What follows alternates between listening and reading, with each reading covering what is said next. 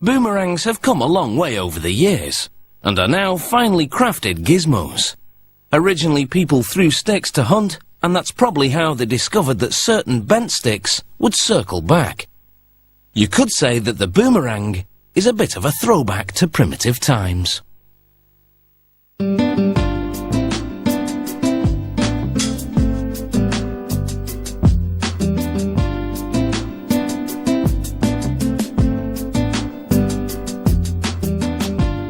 Boomerangs come in many shapes and sizes.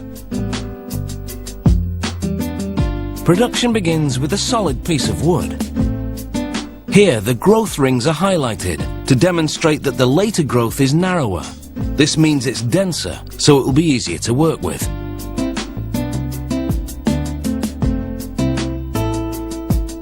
The woodworker takes 16 strips of that dense wood and places them in a steam box for 20 minutes.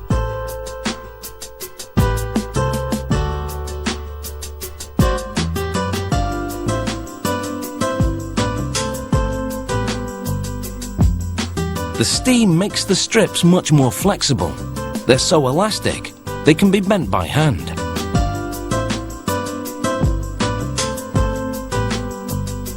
Watch how he arcs all 16 layers at once, with very little effort.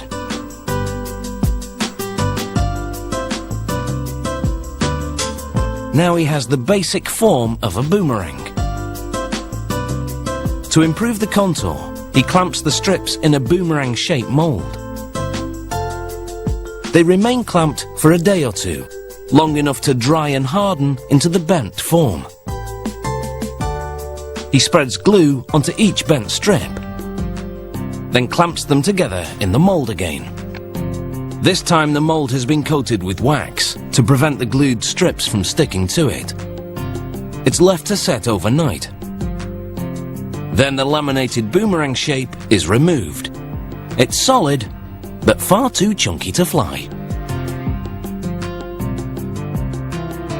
The woodworker slices it into pieces 10 millimeters thick.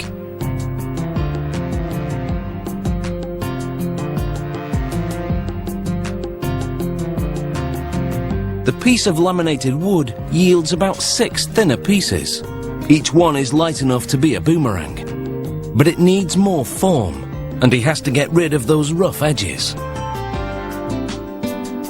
So he outlines a more refined design and cuts it out.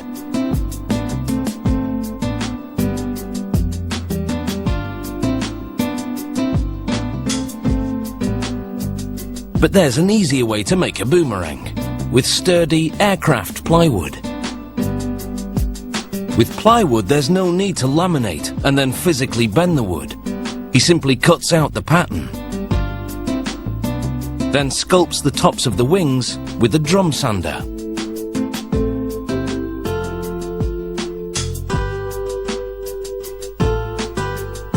He's made the tops of the 2 wings curve upwards, but in opposite directions.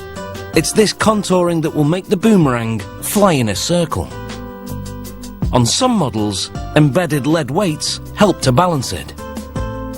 The laminated boomerang gets the same contouring, but a file is used instead of a drum sander.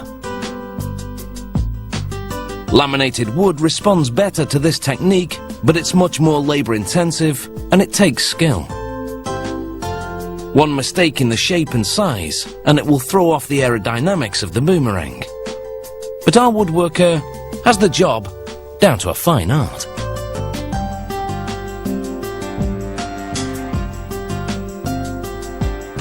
To tune the boomerang, he softens it over a steaming kettle while twisting the wings into an upward flip, similar to an aeroplane wing. This blower dries the wood to ensure it stays flipped.